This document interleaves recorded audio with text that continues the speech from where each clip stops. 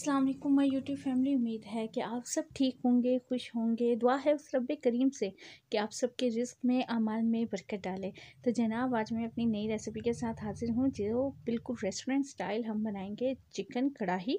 उसके लिए जो चीज़ें हमें रिक्वायर हैं वो देख लेते हैं। चिकन हमने ले लिया तकरीबन ½ kg और उसके साथ हमने मसाले लिए हैं 1 टीस्पून नमक, 1 टीस्पून रेड चिलीज़, 1 टीस्पून हमने ले लिया है गरम मसाला और 1 टीस्पून हल्दी और 1 टीस्पून ही हमारे पास धनिया पाउडर है। ½ प्याली हमने लिया है दही, 3 से 4 अदद सुर्ख रेड मिर्चें और टमाटर ले लिए तकरीबन 4 से 5 अदद और ½ प्याली हमने लिया है ऑयल का। और लहसुन अदरक हमने लिया तकरीबन एक पूरा आपने ले लेना है, उसको छील के और काट लेना है, इसको पीसना नहीं है, ठीक है। ये देखें। और उसके बाद हमने कढ़ाई में सबसे पहले ऑयल ऐड किया है और साथ ही हमने अपने अनियंस जो प्याज हैं जो हमारा लहसुन है उसको ऐड कर दिया, ठीक है। अच्छा, जितनी देर में हमारा लहसुन होगा उतनी देर में हम अपने चिकन में सारी चीज़ें ऐड करके इसको मैरिनेट कर देंगे। सबसे पहले हमने दही की आधी प्याली इसमें ऐड कर दी है, साथ ही अपने तमाम मसाला जात ऐड कर दिए हैं, नमक मिर्चें जो मैं भी आपको क्वांटिटी के मुताबिक बता चुकी हूँ। देखिए, साथ साथ हमारे ये जो लहसुन है ये हो रहा है और थोड़ा सा आपका कलर चेंज होगा तो साथ ही आपने इसमें टमाटर को ऐड कर देना है, ठीक है।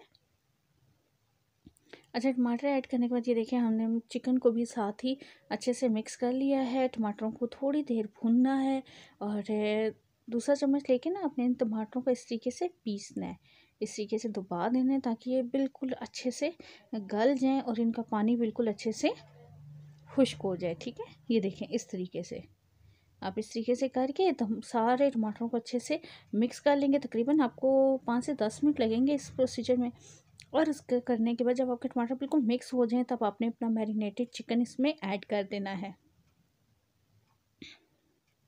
और आपने इस चिकन की अच्छे से फिर कर लेनी है भुनाई। ये देखें जी, चूल्हा आपने तेज़ रखना है और तेज़ आंच पर आप इसकी मज़े की भुनाई करेंगे।